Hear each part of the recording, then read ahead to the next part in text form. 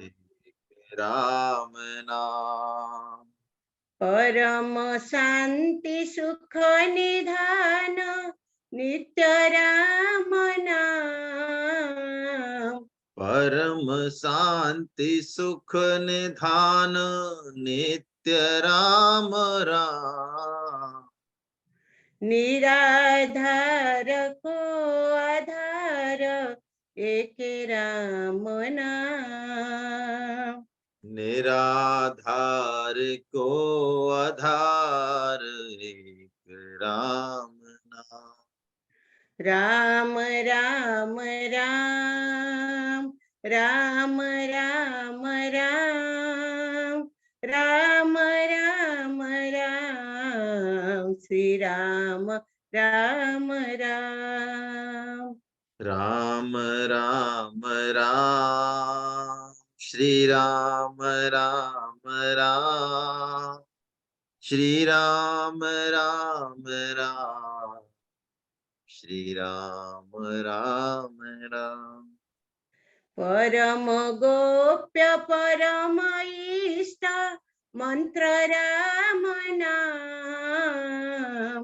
परम गोप्य परम इष्ट मंत्र राम नाम। संत हृदय सदा बसत एक राम नाम। संत हृदय सदा बसत एक राम नाम।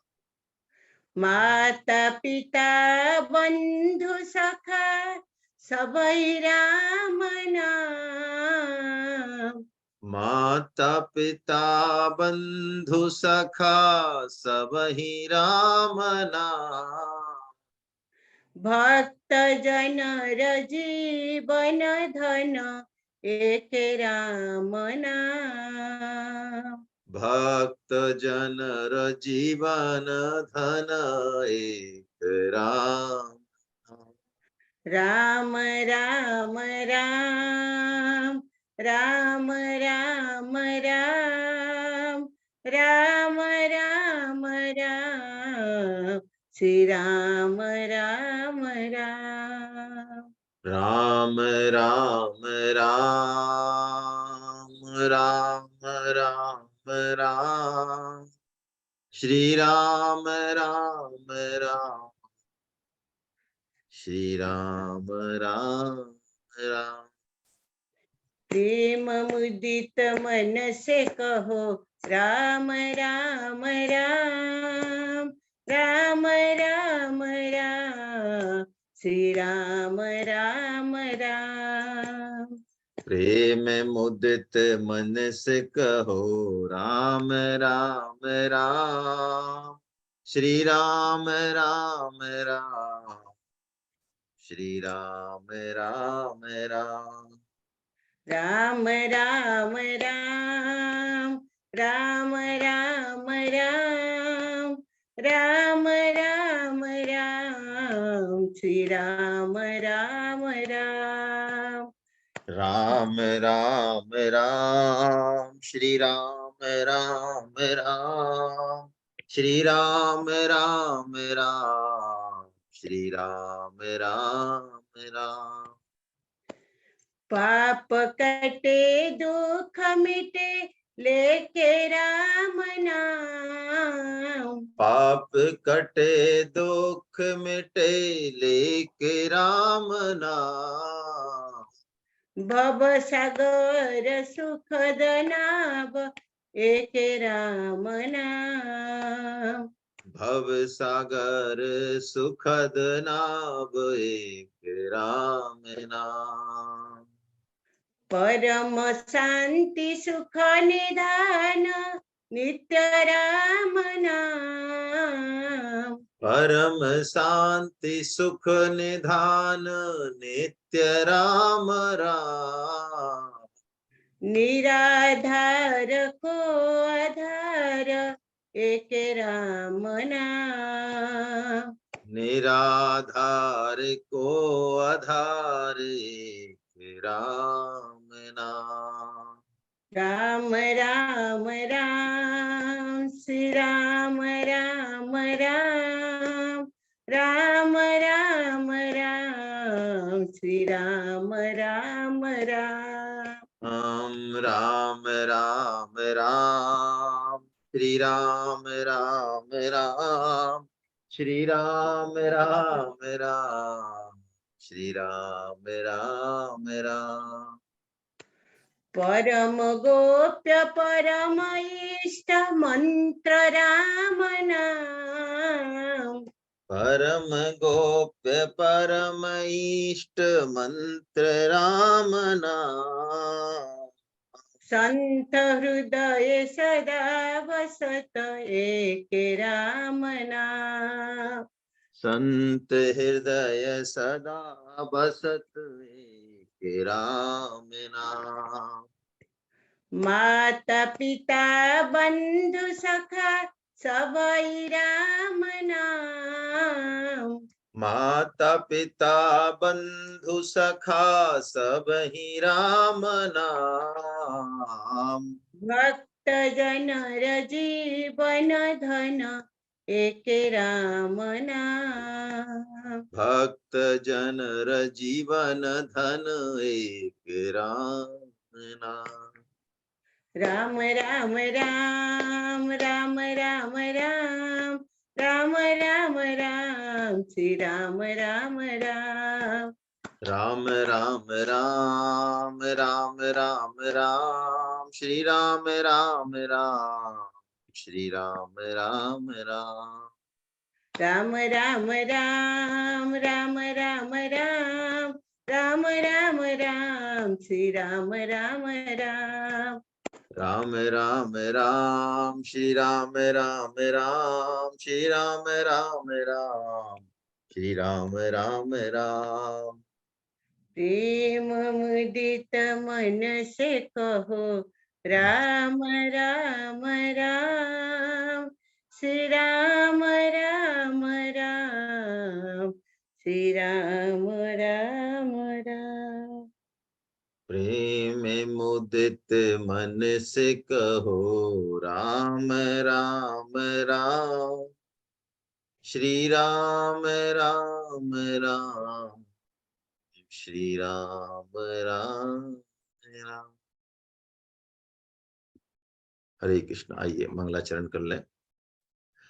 भक्त भक्ति भगवंत गुरु चतुर नाम बपुए इनके पद बंदन किए नासै विघ्न अनेक सब संतन निर्णय कियो मथि श्रुति पुराण इतिहास भजवे को दोई सुघर कै हरिदास बार बार बंदन करो श्री नाभा आभाए जिन काढ़ो गाभा वेद को भक्त माल रस दे श्री प्रिया दास पद कमल पुनि बंदहु बारंबार कीनि भक्ति रस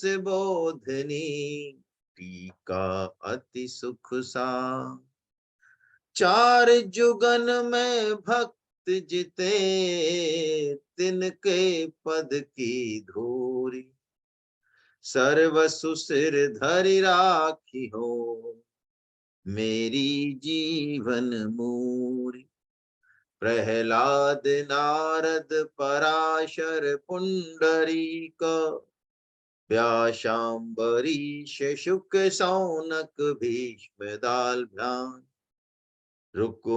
रुकुमांगदार्जुन वशिष्ठ विभीषणादि पुण्यानिमान परम भागवता नमामि संत सभा झाकी नहीं कियो न हरि गुण गान नारायण फिर कबन विधि तू चाहे कल्याण जो हरि प्राप्ति की आस है, तो हरि जन गुण गा।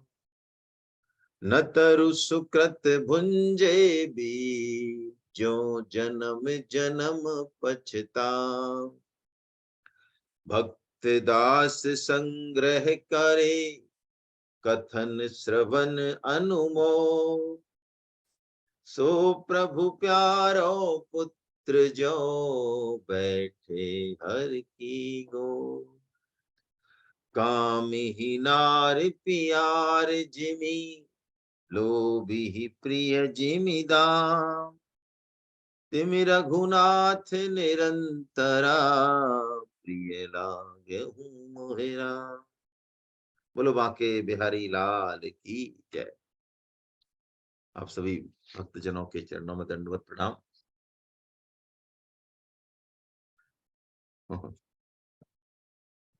श्री रामानंदाचार्य जी का चरित्र हम लोग ले रहे हैं, जिनके 12 प्रधान शिष्य हुए, जिसमें से जो पट्ट शिष्य हैं वो अनंतानंद जी महाराज।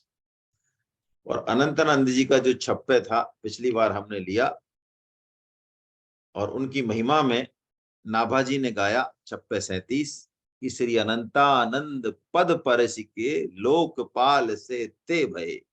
यानी अनंतानंद जी की कृपा पाकर, उनके चरणों की धूल पाकर उनके जो शिष्य थे वो लोकपाल के सदृश हो गए हैं। एक तो ये उनकी महानता कीर्ति हमने देखी। दूसरी बात जो पिछले उस दिन देखी कि रघुवर यदुवर गाय विमल कीर्ति संचय धन। यानी भगवान श्री कृष्ण और भगवान श्री राम तत्व रूप से एक हैं। ये बात हमने पिछले भक्तमाल की क्लास में देखी थी। तो इनके जो शिष्य हैं उनके नाम हम पढ़ लेते हैं बस आज छप्पे 37 से। योगानंद गयेश करम चंद अल्पहारी, सारी रामदास श्री रंग अवधि गुण महिमा भारी। आज हम इन्हीं का चरित्र ले रहे हैं।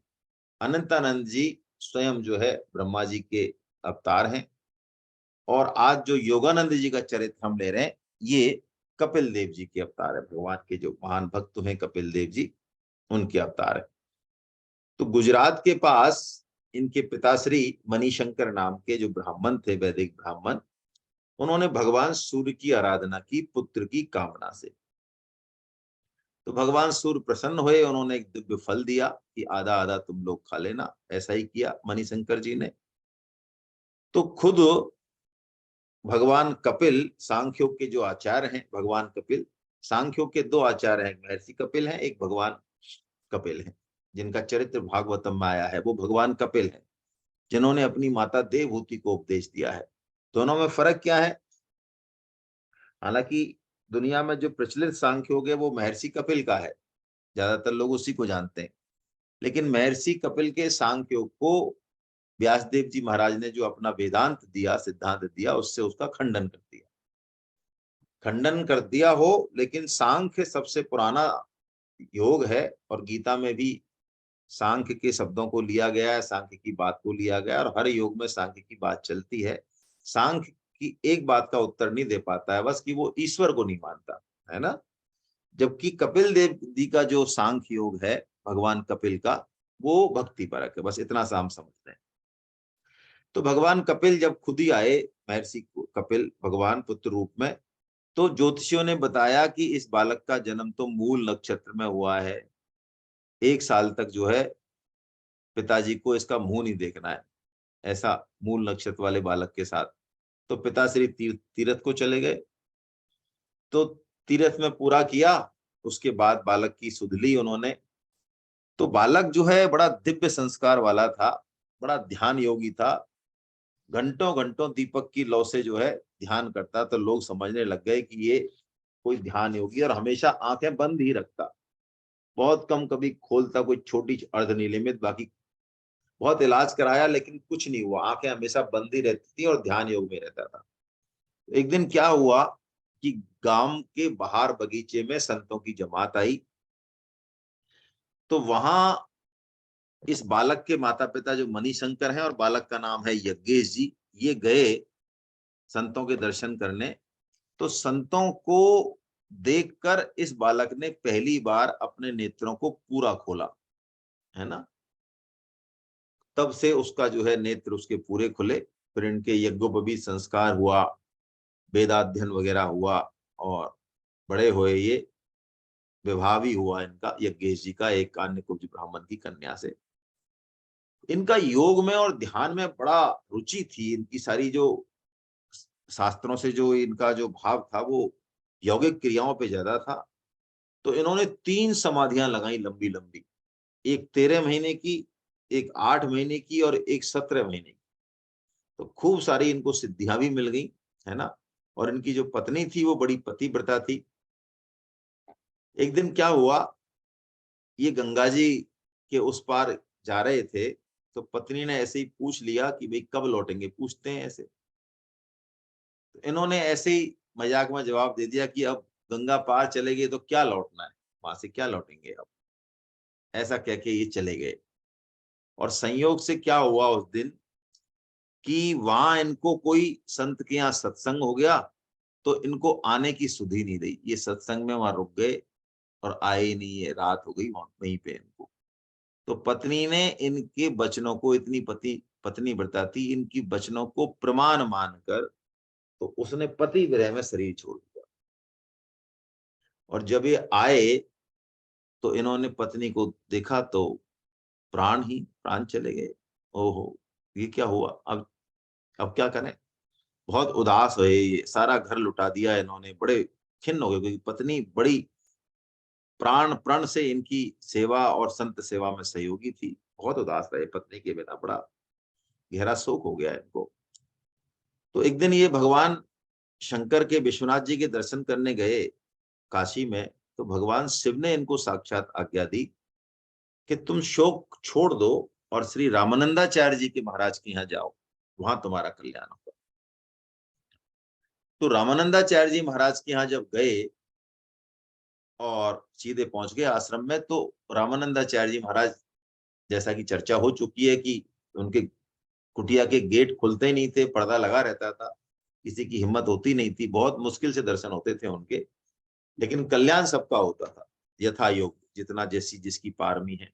तो भीतर से जैसे ही इन्होंने दंडवत की, तो अंदर से आवाज आई कि एक पैर से 100 घड़ी खड़े रहो। एक घड़ी में 24 मिनट होते हैं, एक पैर पे खड़े रहो। योगी थे ना, बहुत ऊंचे, बड़ी लंबी लंबी समाधि लगाई। गुरुओं की स्टाइल होती है ये, गुरु जो है अहंकार को तोड़ते हैं। तो ये इनको कहा कि एक पैर पे खड़े रहो और श्री राम नाम जपो, बस 100 घड़ी तक यही करो, तब तुम्हें हम, और सावधान पैर लड़खड़ाए नहीं, तब मंत्र दीक्षा मिलेगी हमारे यहाँ से, नहीं तो नहीं मिलेगी। ऐसी गुरु की आज्ञा हुई। योगी तो थे ही, खड़े हो गए, लेकिन एक पैर पे खड़े होना, तो अंत समय में लास्ट में इनका पैर जो है डगमगाने लगा। 40 घंटे करीब ये नहीं खड़े रह पाए। तो अनंतानंद जी महाराज, जिनके ये शिष्य बने बाद में, उन्होंने इनको संभाल लिया। तो फिर रामानंदाचार्य जी आए सही समय के बाद, तो इन्होंने त्राही माम करके दंडवत दी, और कृपा पूर्वक स्वामी जी ने इनको राम मंत्र की दीक्षा दी। और ये कहा कि बेश दीक्षा मैं नहीं दूंगा, जिसने तुमको गिरने से बचाया है वही तुम्हारे सदगुरु हैं, उनमें ही तुम गुरुत्व देखो और उनसे ही शिक्षा ग्रहण करो, है ना। तो यही हुआ, ये अनंतानंद जी महाराज के पास गए, तो उन्होंने बड़े स्वामी जी की आज्ञा सुन के बड़े प्रेम से इनको दीक्षा भी दी, उपासना रहस्य समझाया, कैसे भगवान का भजन करना है।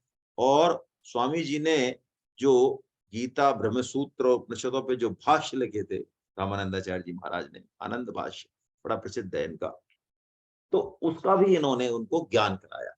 तो योगानंद जी महाराज इनका नाम हुआ। फिर ये बड़े यौगिक रूप से बड़े बलशाली थे ये। रामानंदाचार्य जी महाराज जब दिग्विजय के लिए निकले, पूरे विश्व उसके लिए, तो कहते हैं कि स्वामी जी की तो पालकी चलती थी, और उस पे राम दरबार ठाकुर श्री राम, है ना, ठाकुर जी राघवेंद्र सरकार विराजमान रहते। तो ये राघवेंद्र सरकार की सेवा करते थे। तो ये ठाकुर जी की सिंहासन को अपने मस्तक पे लेके, इतना भारी सिंहासन, और पालकी के आगे चलते, उल्टे उल्टे चलते थे, है ना, जिससे कि उनको दर्शन होते रहे श्री रामानंदाचार्य जी को अपने राघवेंद्र सरकार के, हैं। और इतनी तेजी से चलते थे उल्टे, और इतना इनका गति थी, नियंत्रण था, कि शास्त्रों में जैसे भगवान सूर्य के आगे उल्टे पैर, यदि शास्त्रों में बाल खिल्य ऋषि हैं 88,000, वो चलते हैं उल्टे, छोटे छोटे से अंगूठे के आकार के 88,000 ऋषि। भगवान सूर्य गति कैसी है, कितनी तेज है, 1 मिनट में तो उनका प्रकाश जो है, 8 मिनट में तो सूर्य लोक से पृथ्वी पर आ जाता है। करोड़ों किलोमीटरों की गति है उनकी सूर्य की। तो ऐसे वालखिल्य ऋषि जैसे चलते हो, ऐसे योगानंद जी की बड़ी शोभा होती। इनकी खूब सारी कहानियां हैं कि आगे हम पढ़ेंगे कि गागरौन पीपाजी महाराज जो गागरौन के राजा हैं, और उनकी सबसे छोटी पत्नी है सीता सहचरी जी। इनका चरित्र बहुत जबरदस्त है, आगे आएगा। तो सीता सहचरी जी भी दीक्षा लेने के लिए जबरदस्ती स्वामी जी के पास गई हैं। बड़ी भक्त हैं ये भी, उनकी अद्भुत निष्ठा है। तो इनको भी इन्होंने जो है दीक्षा दी है स्वामी जी ने। लेकिन क्या किया है, बहुत सुंदर थी ये, इनको कंबल के टुकड़े दे दिए पहनने को। कहा तो वो रेशमी वस्त्रों से लदी रहती हैं, दीक्षा में सारा गहने और वो सब कंबल के टुकड़े दे दिए। तो योगानंद जी महाराज से देखा नहीं गया, स्वामी जी ने दे दिए कंबल के टुकड़ों को। उन्होंने अपने योग बल से जो है रेशम वस्त्र में बदल दिया है।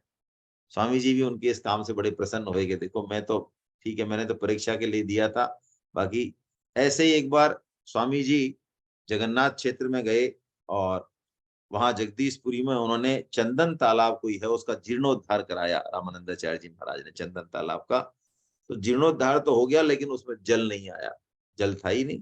तो योगानंद जी ने अपनी सिद्धि बल से उस सरोवर को जो है लबालब भर दिया। ऐसे इनके बहुत सारे, गंगा सागर पे ये रहे हैं, कपिल जी के हैं, तो अल्टीमेटली ये वहीं गए जो कपिल तीर्थ है, गंगा सागर है।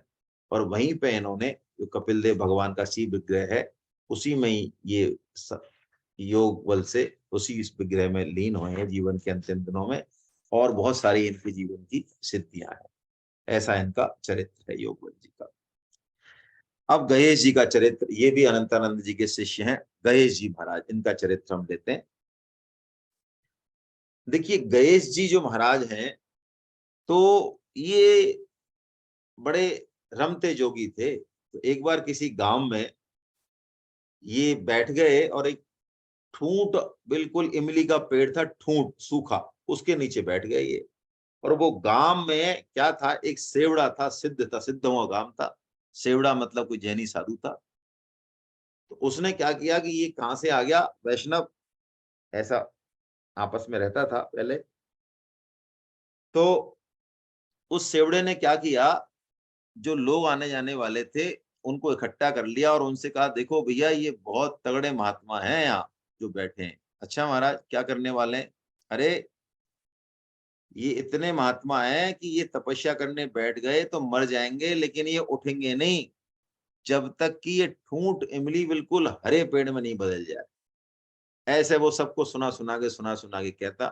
जबकि ये तो अपने आप, उनको तो कोई लेना देना नहीं था गणेश जी का, तो कोई इमली को हरा करने से या किससे करने से, वो तो अपना भजन ध्यान करने बैठे थे। लेकिन लोग बड़े आश्चर्य करें और वहां पे सुना के कहें, उपहास करें उसका। तो ऐसे जब उनका मजाक बनने लगा, वो तो अपने ध्यान में बैठे थे, उनको कोई मन में भी कोई ज्यादा राग द्वेष नहीं था। लेकिन भगवान श्री राम जो भक्तों के जो है आराध्य देव हैं, कृपा वत्सल हैं, करुणा वत्सल हैं, उनको अपने इस भक्त का उपहास नहीं देखा गया। तो क्या किया, भगवान भक्तों की महिमा को बढ़ाते हैं। वो जब बैठे थे, बैठे बैठे ही क्या हुआ, अचानक इमली का ठूंठ जो है वो एकदम हरे भरे इमली के वृक्ष में बदल बदल गया। तो जैसे ही देखा तो वहां पे लोगों ने जय जयकार कर दिया। अरे कि ये तो वास्तव में बहुत तगड़ा मामला है। और जो सेवड़ा सोच रहा था कि इनको पब्लिक पीटेगी बाद में, अब वो तो उल्टा ही मामला हो गया। अब तो उनकी धाक ऐसी हो गई, एक गांव क्या, वो तो चारों तरफ उनकी धाक हो गई।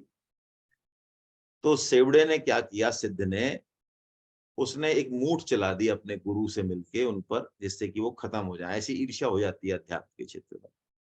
लेकिन वो मूठ भी उल्टी पड़ गई, क्योंकि वो भगवान के भक्त हैं, उनका क्या बिगाड़े मूठ मूठ, है ना।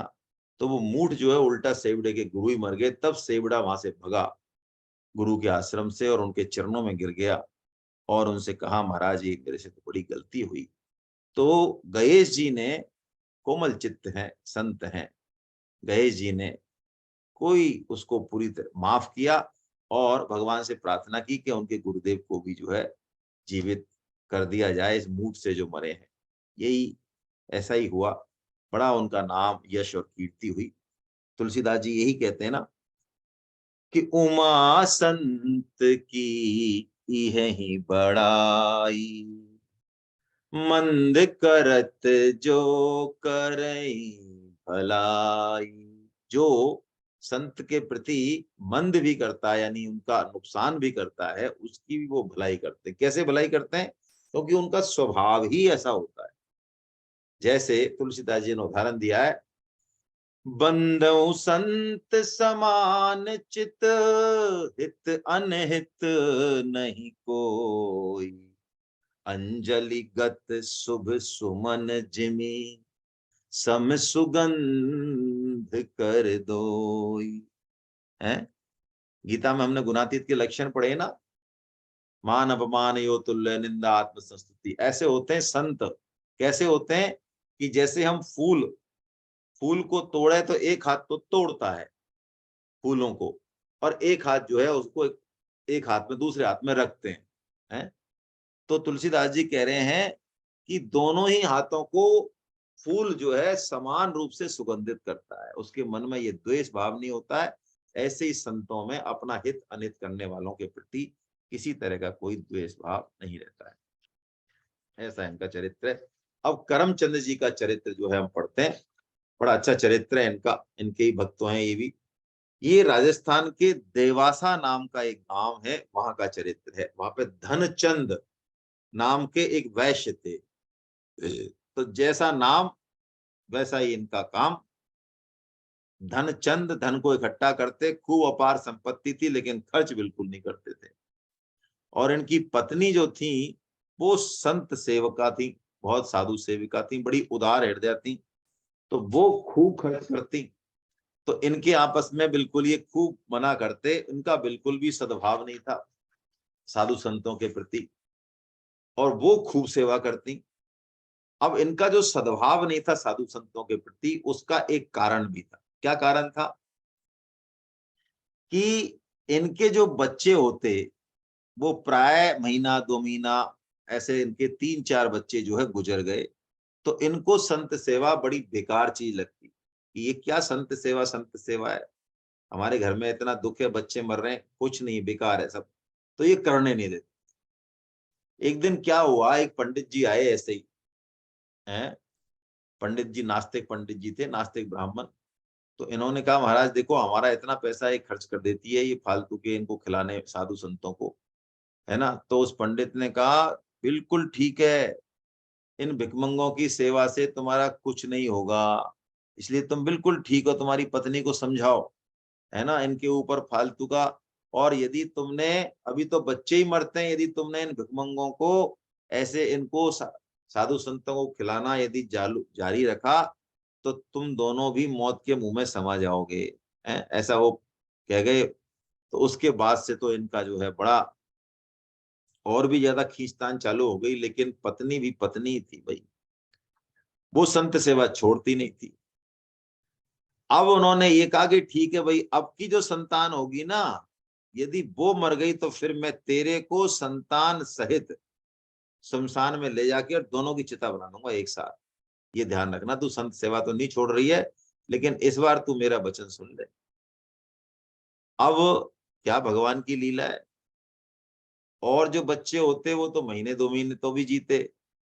इस बार जो बच्चा हुआ वो छठी के दिन ही चल बसा। छठ उसने छठी भी नहीं हुई कि चल बसा वो। अब धनचंद तो एकदम पागल हो गया। उसने कहा इतना पैसा तुमने फूंक दिया इस बच्चे के लिए साधु संतों की सेवा में, और पत्नी को तो उसने कह दिया कि अब तुम चलो। तो पत्नी का केस पकड़ के ये ले जाने वाला था, और पत्नी को बच्चे के मरने का या अपने मरने का दुख नहीं था। दुख उसको ये था कि देखो मैं कितने भाव से और मन से भगवान की सेवा करती हूँ, भगवान के भक्तों की, भगवान का नाम लेके, लेकिन आज भगवान की भक्ति और भक्तों के ऊपर साधु सेवा, साधु संतों के ऊपर भट्टा लग रहा है।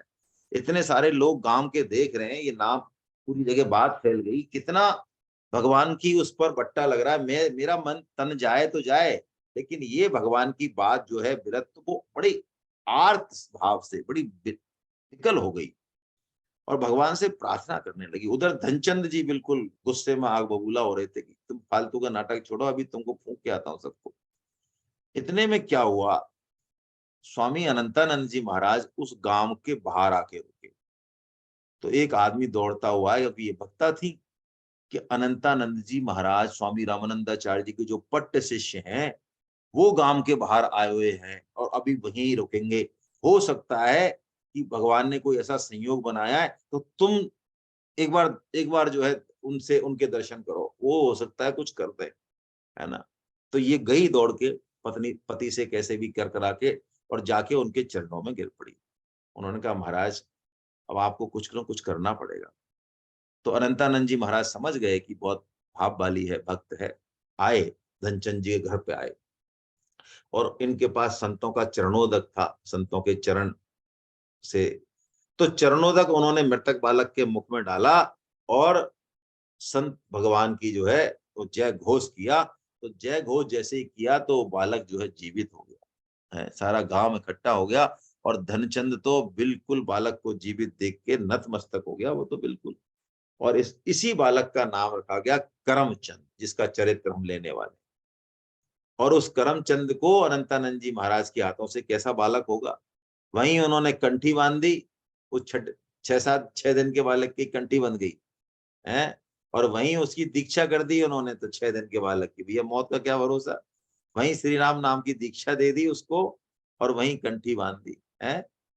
तो जब ऐसी कृपा हो गई संतों की बचपन में ही, तो वो बालक तो बड़ा संस्कारी था। बचपन से ही उसमें जो है भगवान के प्रति, भगवान के भक्तों के प्रति, कोई संत आ जाते तो प्रणाम करता, सेवा करता, बड़ा उनका कोई। और अब धनचंद तो कोई रोक नहीं लगाते, अब साधु संत की सेवा होती तो कोई रोक नहीं, अब तो खूब आराम से, क्योंकि चमत्कार देख लिया ना भाई, चमत्कार को नमस्कार है।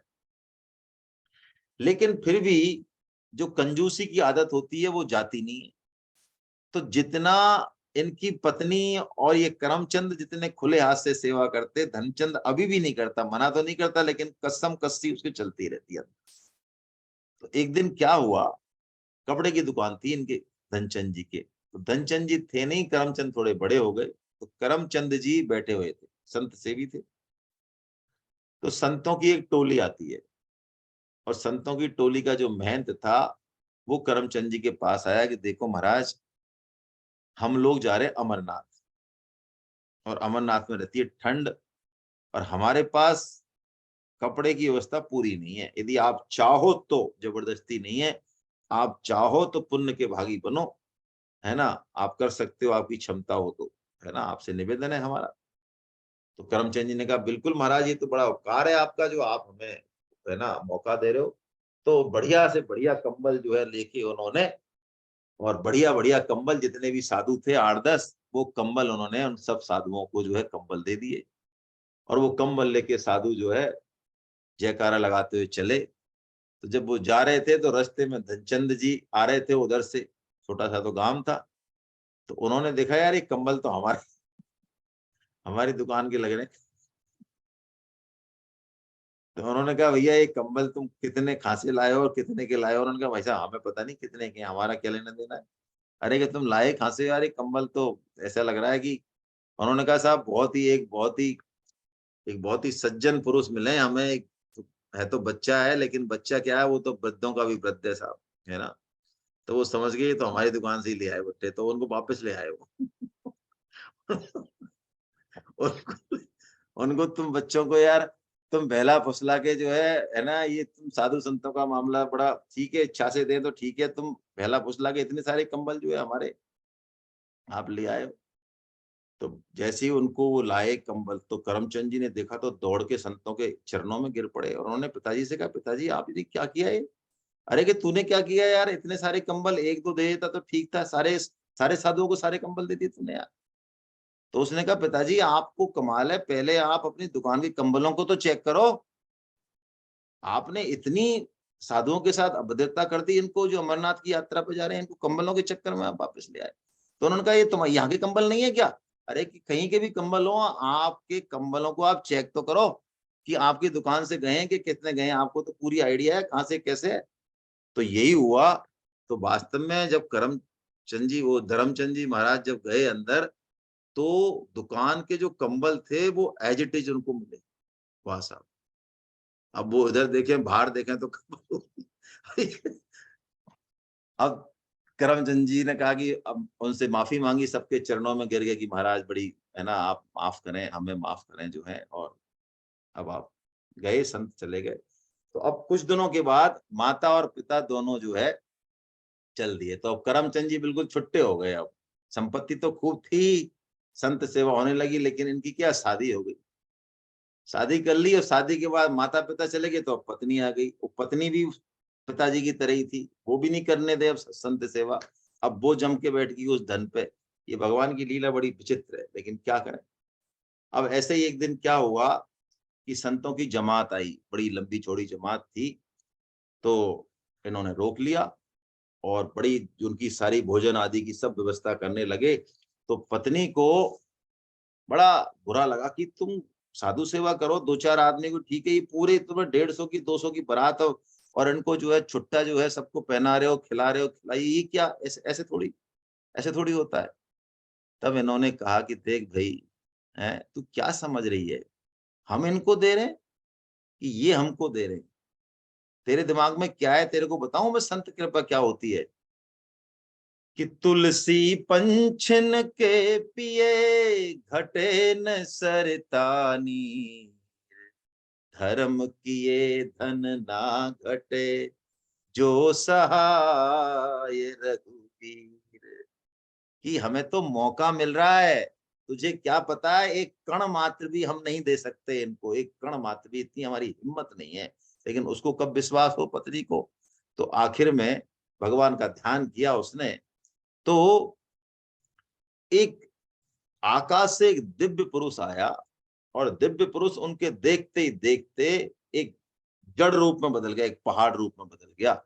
और उस पहाड़ की कंदराओं में, उसकी कण कण में बहुमूल्य मणि और रत्न जगमगाने लगे। उसने पत्नियों का, देख भाई, तू जिंदगी में तू दोनों हाथों से लुटाए तो खर्च नहीं कर सकती, इतना भगवान का ऐश्वर्य है, इतना भगवान का धन दान है, हमको मौका मिल रहा है। तब जाके उनको थोड़ा सा विश्वास हुआ, ऐसा उनका जो है भाव था। तो बड़ा इन्होंने अच्छा, खूब संत सेवा करते हुए संपूर्ण व्यस्त जीवन इन्होंने बिताया और अपना जीवन जो है इन्होंने सफल किया। अब एक और अच्छे भक्त का चरित्र है, बड़ा अच्छा चरित्र है श्री रंगजी महाराज का। और ये जयपुर के पास जो दौसा प्रांत है, दौसा प्रांत बोलते हैं पहले महाराजी, अब जिला हो गया, तो वहां का ये चरित्र है। तो दौसा जिले में सरावगी जैन, सरावगी मतलब एक श्रीरंग नाम के सरावगी यानी जैन जो है बिजनेसमैन रहते थे, उनकी कथा का वर्णन जो है वो कर रहे हैं। तो इन सरावजी यानी श्रीरंग जी महाराज के एक नौकर था। तो वो नौकर क्या था, मरने के बाद वो यमपुरी चला गया, क्योंकि ना तो ये कोई पुण्य करते थे, ना किसी तरह कथा कीर्तन करते थे, और ऐसा ही इनका वो नौकर था। तो यमपुरी चला गया वो। तो यमपुरी में जाके वो कई बार यमपुरी चला गया, कोई सैकड़ों बार। आपको यदि पुराणों के अध्ययन का वो मौका मिले, तो यमपुरी में जो अलग अलग पोस्ट होती है ना, यमदूत होते हैं, यमदूतों की सरदार होते हैं, और भी ऊंची पोस्टें होती हैं। तो जो बार बार यमपुरी जाते हैं ना, नरक में जाते हैं, तो यमराज जी उनको उसी हिसाब से वो पोस्टिंग कर देते हैं उनकी, फिर बाद में कि ये तो मानता ही नहीं है बार जब ये जो श्रीरंग का जो नौकर था, श्रीरंग का, ये बहुत बार चला गया, तो अब की बार जब गया तो यमराज जी ने इसको बड़ा डांटा फटकारा। अरे तू महानीच, महामंद, तेरे को मैं मनुष्य योनि मिलती है भगवान की कृपा से जो है, और तू बार बार जो है यहाँ इस तरह से आता है। तो इस बार इसने कहा कि देखो महाराज, ऐसा है, हमारा आप ऐसा कह के अपमान मत करो। कि क्यों? कि देखो एक चीज बताएं हम आपको, आप धर्म के राजा हो, हैं? तो आप धर्म के राजा हो, तो हम पापों के और अधर्म के राजा हैं, तो बताओ पोस्ट तो बराबर हुई कि नहीं हुई? ऐसा उसने, बराबर के हुए हम, आप और हम, तो आप हमारी अवज्ञा क्यों करते हैं? ऐसा जो है इस श्रीरंगम के नौकर ने कहा। तो यमराज जो है इनकी इस बात पे थोड़ा रीझ गए और कह दिया कि ठीक है भाई, अब ये ऐसा नहीं मानता, चलो इससे सेवा लो भगवान की, इसको मुखिया बना दो। तो उसको बाकायदा मुखिया बना दिया। और ये पुराण में है भी कि इस तरह से बनते हैं जो बहुत ज्यादा इस तरह के हो जाते हैं। जेलों में ये होता है, आप में से कोई जेल प्रशासन से यदि परिचित हो तो जेलों में इस तरह की व्यवस्था चलती है। जो बार बार जेलों में जाते हैं ना, वो वहां पे जो है मठाधीश बन जाते हैं फिर। तो बाकी जो कैदी होते हैं उनकी सेवा करते हैं वहां, देखना आप कभी। मेरे तो एक दोस्त हैं, इसलिए मुझे थोड़ा सा आइडिया है। तो क्या हुआ कि एक बार ये जो श्रीरंग जी के नौकर थे, तो एक बार इनको किसी को लाने, एक बंजारे को लाने वारंट कटा, तो बंजारे को लाने भेजा इनको। तो जब उसका एड्रेस इन्होंने देखा उस बंजारे का जिसको लाना था इनको, तो वो इनके गांव का ही निकल आया। यानी जहां से ये आए थे मरने के बाद गए। तो इन्होंने कहा अरे वाह यार, ये तो मेरा ही गांव है, जहाँ पे मेरे सेठ जी भी हैं पुराने भाई।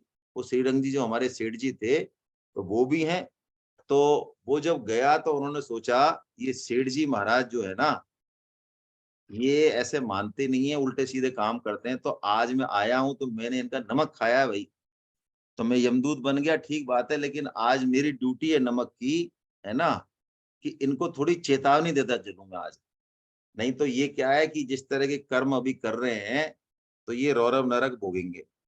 तो ऐसा सोच के, और वो यमदूत जो है, जब वो वारंट लेके आया, तो वारंट लेने से पहले वो वहां अपने मालिक की दुकान पे चला गया और वहां प्रकट हो गया। तो जैसे ही वो प्रकट हुआ, तो वो रंग जी ने कहा, जो जैनी थे, उन्होंने कहा अरे तू तू कहाँ से आ गया? तू तो मर गया था रे, तू कहाँ से प्रकट हो गया अभी?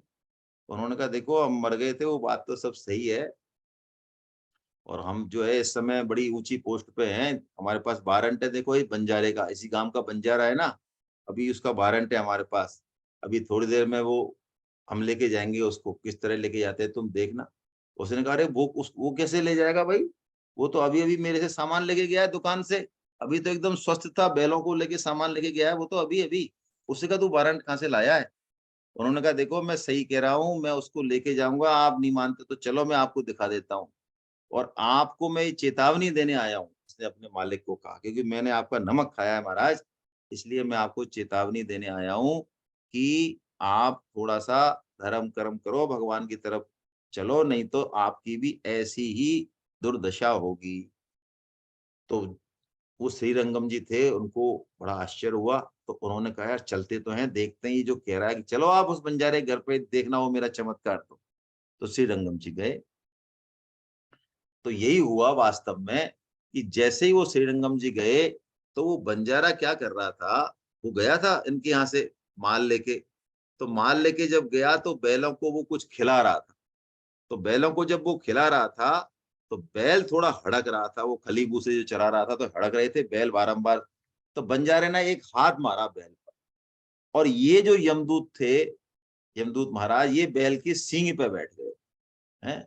तो जैसे ही उसने हाथ मारा तो बैल को गुस्सा आया, और क्रोध में बैल ने ऐसा सींग मारा कि उसकी अंतड़ियां निकल गई। वो बंजारा तुरंत वहां से तुरंत मर गया वो।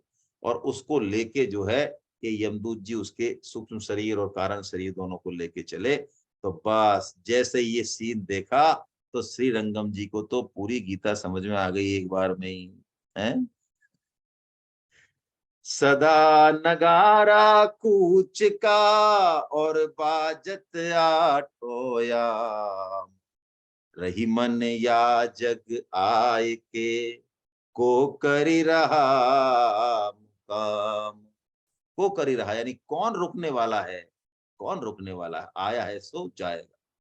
यही शरणागति राम की, भव सागर की नाव, रही मन जगत उधार कर, और न कछु उपाव। एक भगवान का नाम, एक भगवान की भक्ति, भगवान के प्रति प्रेम, भगवान की याद, भगवान की स्मृति, भगवान का आज्ञा पालन, बस इसके अलावा और कोई तरीका है नहीं। सूरदास जी का बड़ा अच्छा भजन है, हम ले लेते हैं।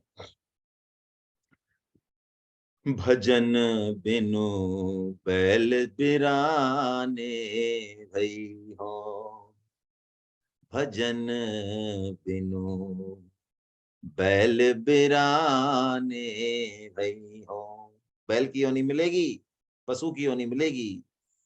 पांव चार सिर सींग गूंग मुख, तब कैसे गुण गहियो, भजन बिन बैल बिराने भई हो।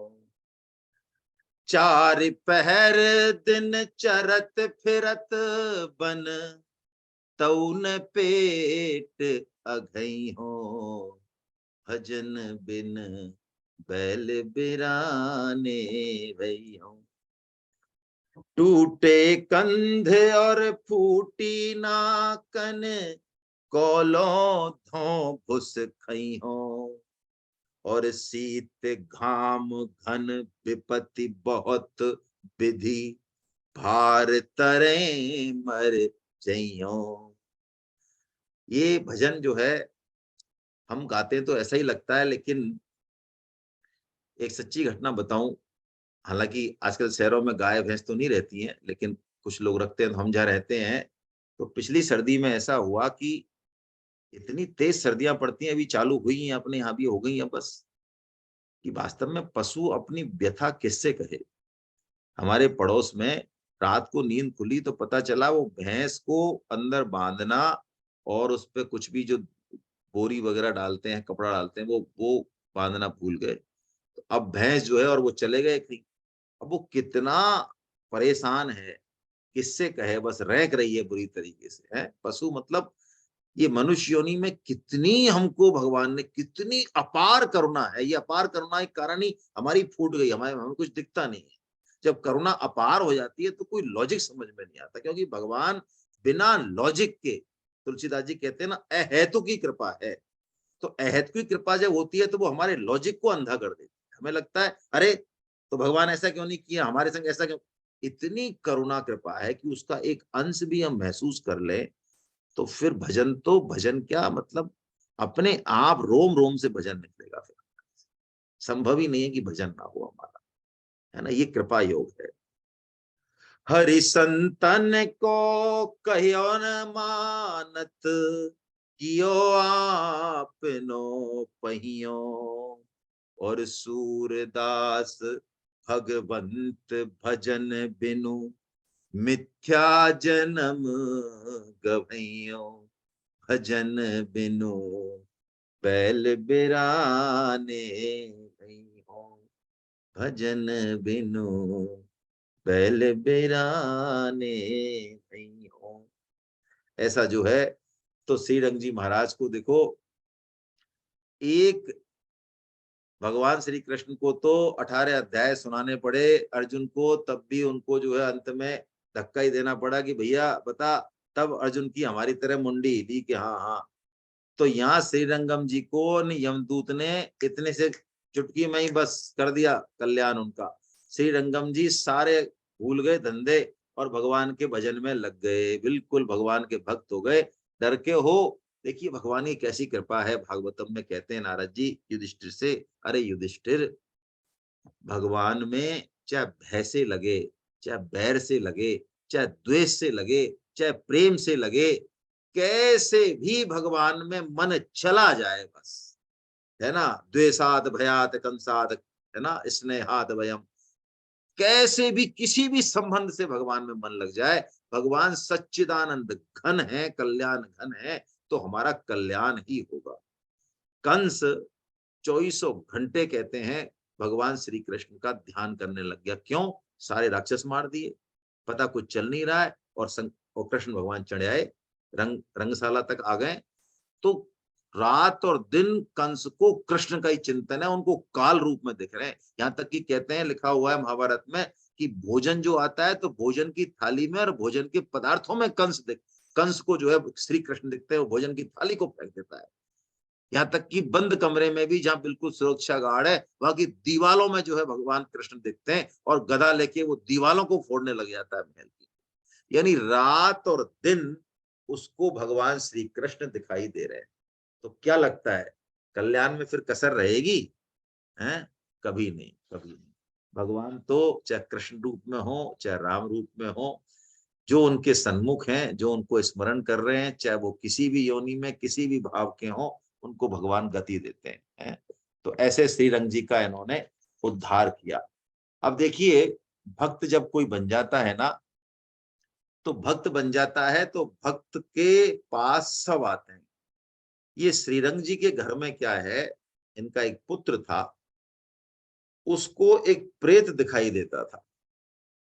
तो प्रेत दिखाई देता था, तो वो बच्चा बड़ा डरता था कि पिताजी रात को मेरे को पता नहीं बड़ा दिक्कत आती है, बड़ा। तो जब दिखाया, तो श्रीरंग जी ने कहा कि चिंता मत कर तू, है ना, मैं भगवान का नाम लेके और भगवान की माला जपते हुए, प्रभु का स्मरण करते हुए, उनका मैं सोऊंगा आज, है ना, तू चिंता मत कर बिल्कुल। तो श्रीरंगम जी, भक्त को भय नहीं होता है ना। भक्त जैसे जैसे भगवान की तरफ बढ़ता है, उसका लक्षण ये है कि वो अभय होता जाता है, अभय। हर घटना से, वस्तु से, व्यक्ति से, परिस्थिति से वो अभय हो जाता है। अभय भक्त का दैवी गुण है। तो वो खुद सो गए भगवान का नाम स्मरण करते हुए, भगवान की माला से, भगवान के स्मरण में। तो वो प्रेत आया, तो उन्होंने उसको डराया, तो वो डरे नहीं, है ना। और उन्होंने कहा भाई, तो वो बोल नहीं पाया कुछ भी। तो उन्होंने भगवान का नाम लेके कुछ उसको छींटे मारे, तो उस प्रेत को बोलने की ताकत आ गई। और उसने कहा, महाराज, मैं प्रेत योनि में हूं, और मुझे इस पाप योनि से मुक्त करके और सदगति दीजिए। मैं जाति का सुनार था, लेकिन एक स्त्री से, पराई स्त्री से संबंध के कारण मैं प्रेत हो गया। तो ऐसा कह के वो बिलख बिलख के जो है अपनी वाणी उन्होंने श्री रंगजी भक्त के उसमें कही है, कि आप हमारा उद्धार कीजिए महाराज, आप कर सकते हैं, ऐसा मेरे को विश्वास है, इसलिए मैं आपके घर में आया, आपके बच्चे के, इसके लिए तो मुझे क्षमा कीजिए। लेकिन मेरे को जो है, उन्होंने कहा, महाराज हमारे पास तो कुछ नहीं है, हमारे पास तो इस संतों का चरणामृत है ना, हमारे पास क्या सामान है, हम तो भगवान का नाम लेते हैं, जैसा भी छोटा मोटा, बाकी हमारा। तो ऐसा उन्होंने चरणामृत जो था उनके पास संतों का, कि संत सेवा करने लग गए थे, वो चरणामृत जो है उन्होंने भगवान का नाम लेके, और उसके ऊपर जो है, तो वो उसको प्रेत योनि से मुक्ति मिल गई है, और वो अपनी सदगति को चला गया। तो कहते हैं नाभाजी कि गीता में नरक के 3 द्वार बताए, जिसमें से काम, क्रोधस तथा लोभ है, तस्मात् एतत्त्रयम् त्यजेत, ऐसा भगवान श्री कृष्ण ने कहा है। तो इन 3 द्वारों में जो सबसे बड़ा द्वार है ना, सबसे बड़ा द्वार, वो काम ही है। ये 3 जो है सेनापति, इनका सेनापतियों का भी जो chief of the army staff है ना, जो कमांडर है, कमांडर इन चीफ, वो यही है, काम ही। क्योंकि सबसे बड़ा गेट इसी का ही है। ये पूरा हो गया तो लोभ बढ़ जाता है, क्रोध, वो सॉरी, पूरा काम, क्रोध और लोभ, हाँ, पूरा हो गया तो लोभ बढ़ जाता है, और नहीं हुआ तो क्रोध आ जाता है। तो इसलिए तुलसीदास जी महाराज ने तो कहा है कि पर स्त्रीगामी पुरुष की कभी भी शुभ गति नहीं होती। पर द्रोही, पर दार रत, पर धन, पर अपवाद, ते नर पावर पाप में देह धरे मनुजाद। अब देखिए, ये एक बहुत सूक्ष्म बात है गीता के आधार पे, कि इस काम से, कनक कामनी, इससे बड़े बड़े यति और योगी जो है पलट गए। मतलब जीत नहीं पाए, भगवान की माया ऐसी दुर्लभ है ये काम के रूप में। तो क्या करें महाराज, सबसे बढ़िया बात, सबसे बढ़िया बात, काम से यदि लड़ाई लड़ी तो पस्त होना पड़ेगा। पक्की बात है, ये बड़े बड़े योगी, मुनि, महर्षि भी लुढ़क गए। तो क्या करें महाराज, इससे लड़ाई लड़ने के बजाय इस पर तो ध्यान दो ही मत। ठीक है, काम का वेग है, विचार है, कुविचार है, अपने तो भगवान में मन लगा दें। भगवान की चर्चा, भगवान का स्मरण, भगवान का नाम जप, गीता का प्रचार, ये जो और काम है इनमें हम मन लगाएंगे तो आप विश्वास कीजिए कुछ समय में ही ये काम महाराज जो इतने प्रबल लगते हैं कि खींच लेते हैं मन को, ये काम महाराज इनको डोज कुछ मिलेगी नहीं, ये बिल्कुल पस्त हो जाएंगे। यानी इनसे लड़ने की जरूरत नहीं है, अपनी एनर्जी को दूसरी जगह मोड़ दें। रामकृष्ण परमहंस जी इस टेक्निक को कहते थे, बहुत प्यारी बात कहते थे, मोड़े कारे दाओ। यानी इससे लड़ाई की बजाय के अपनी इंद्रियों के विषयों को, मन को कोई श्रेष्ठ विषय दे दे। और भगवान से श्रेष्ठ कुछ नहीं है, भगवान की कथामृत से, भगवान के नाम से श्रेष्ठ कुछ नहीं है। भगवान के नाम में मन लगे ना लगे, महीने 2 महीने 3 महीने कस लो मन को, संकल्प कर लो कि 3 महीने खराब करने हैं। भगवान के नाम में ऐसा दिव्य रस है कि एक बार व्यक्ति को लग जाए ना, एक थोड़ी सी बूंद भी जिस दिन चख लेगा वो, तो बस जिभ्या जो है ना वो लग जाएगी। और ये जिभ्या यदि नाम रस में लग गई तो आप पक्की बात मानिए, संपूर्ण इंद्रियां, मन, बुद्धि सब ठीक हो जाएगी। ये ऐसी है ये।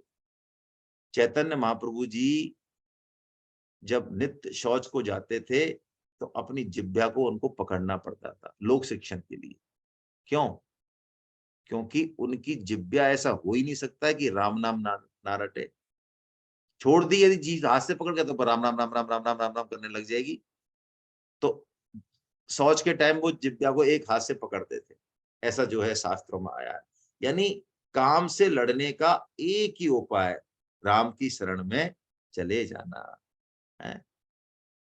चरणदास जी सुखदेव जी महाराज के बड़े जबरदस्त शिष्य हैं।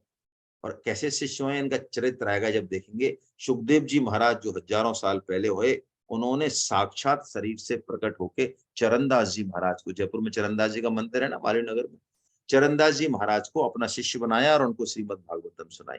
तो वो चरणदास जी का एक भजन है, वो भी थोड़ा सा ले लेते हैं, आइए, बड़ा अच्छा है।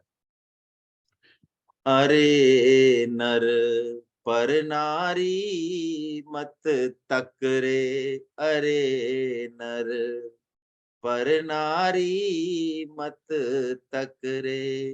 देखिए, व्यक्ति के पतन में 99% यही एंगल मिलेगा, चाहे हम शर्म के मारे कह ना पाए। इसलिए यदि इससे जीत गए तो ये मान लें फिर गाड़ी चलेगी बढ़िया। जिन जिन तको और डायन के, तिन तिन को गई भखरे, अरे नर पर नारी मत तक रे, अरे नर पर नारी मत तक रे।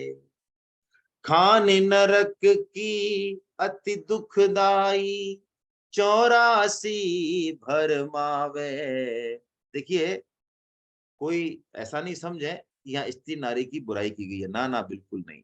स्त्री के प्रति पुरुष के अंदर जो ग्रंथि है और पुरुष के प्रति स्त्री के मन में जो काम ग्रंथि है, उस ग्रंथि की यहाँ चर्चा हो रही है ना।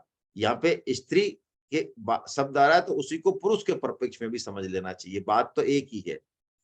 खान नरक की अति दुखदाई, 84 भरमावे, जन्म जन्म को दाग लगावे, हरि गुरु तुरत छुड़ावे, अरे नर पर नारी मत तक रे।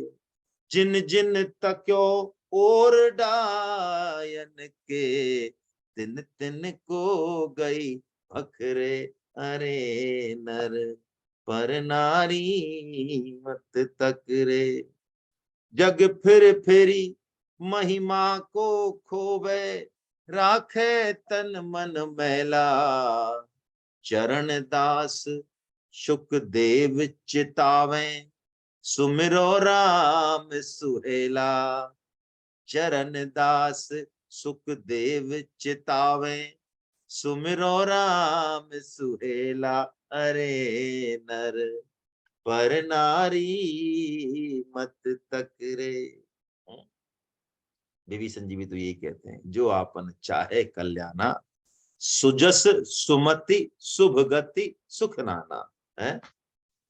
तो पर नारी लीलार गुसाई, और तजऊ चौथ के चंद की नाई।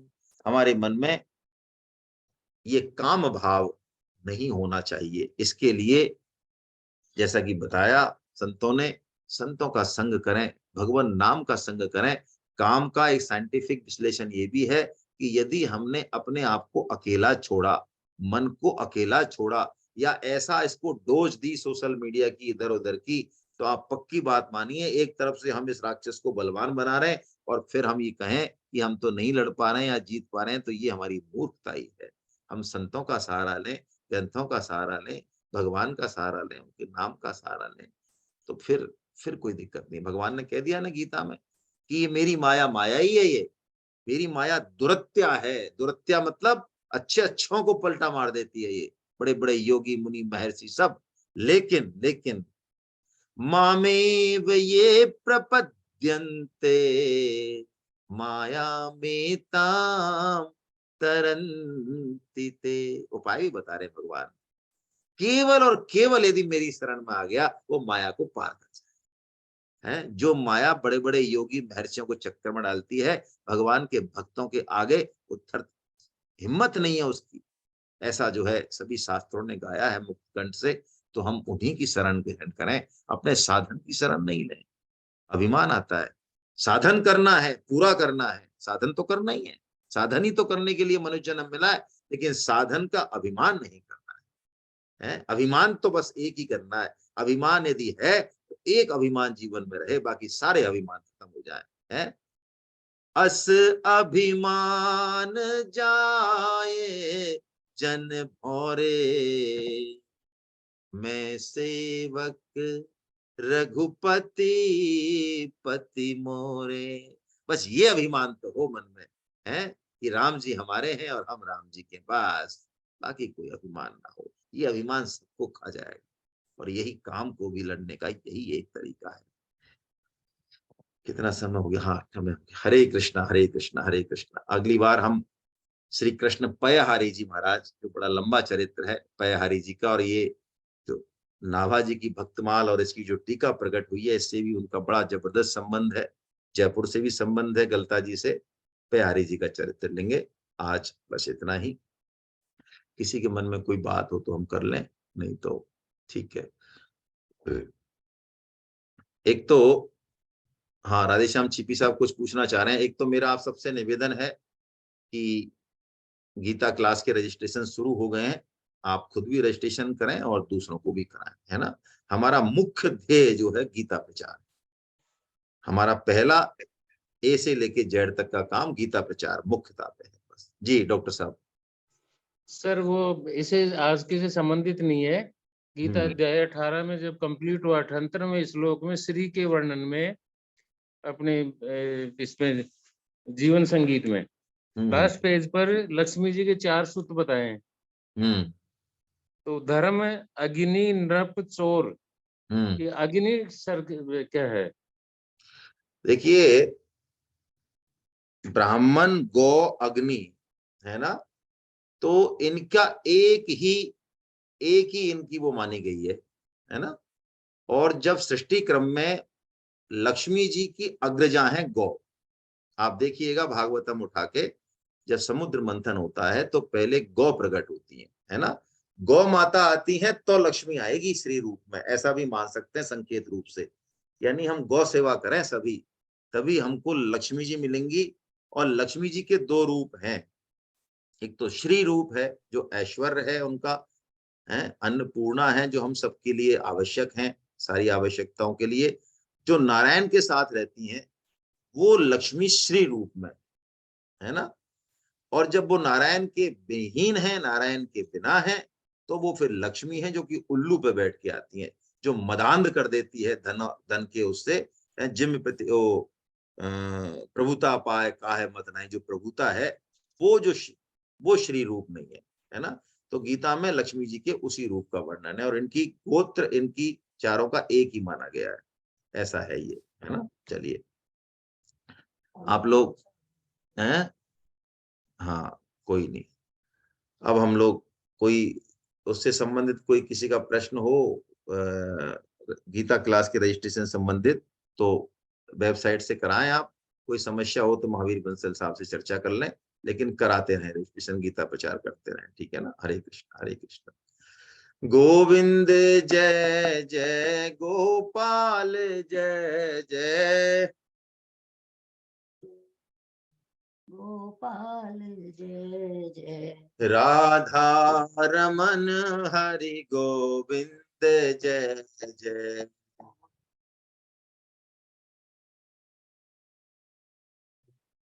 गोविंद जय जय गोपाल जय जय,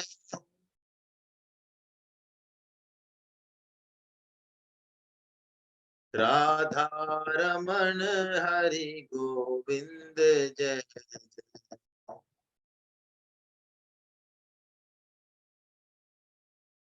श्री राधा रमन हरि गोविंद जय जय।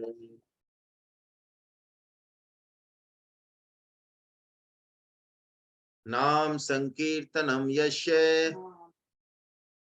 सर्व पाप प्रणाशनम, प्रणामो दुःख शमनस्तं नमामि हरिं परम। प्रणामो दुःख समनस्तं नमामि हरि परम। बोलो वृंदावन बिहारी लाल की जय, जय बोलो बांके बिहारी लाल की, जय बोलो राधा गोविंद देव सरकार की, जय अच्युत सखा भगवान श्री कृष्ण की, जय मीरा के गिरधर नागर की, जय के घनश्याम की, जय कृष्णानुता राधा रानी की, जय मर्यादा पुरुषोत्तम भगवान श्री राम की, गौ जय माता की, जय धरती माता की, जय साधक संजीवनी की, जय श्रीमद् भागवत महापुराण की, श्री जय श्री भक्तमाल की, जय सब संतों की, जय भक्तों की, जय अनंत कोटि वैष्णव वृंद की, जय आज के आनंद की जय। जय जय जय जगन्नाथ जय जगन्नाथ। जय हम जगन्नाथ। कल फिर मिलते हैं। जय जगन्नाथ जय जगन्नाथ। आप सभी को बंदन। हरे कृष्ण हरे कृष्ण।